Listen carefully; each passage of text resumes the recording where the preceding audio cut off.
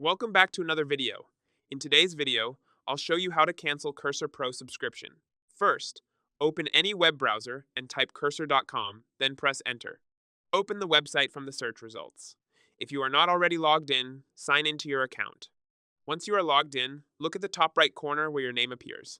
Click on it and select Dashboard. In the dashboard, you will see information about your current plan. To cancel your subscription, go to Billing and Invoices. Next, click on Manage in Stripe located at the top right. This will open the Stripe billing portal. Inside the Stripe page, click Cancel Subscription. A confirmation page will appear asking if you want to cancel. Click Cancel Subscription again. You may be asked to select a reason for canceling. Choose any option and submit the form. After submitting, you will see a confirmation message that your subscription has been canceled. You can close the page. It may take a short time for the dashboard to update, but when you check again, it will show that there is no active subscription. If your plan was prepaid, it will remain active until the end of the billing period, for example, until December 30, after which it will automatically expire. You will not be charged again. That's it. That's it. If you found this video helpful, don't forget to like and subscribe.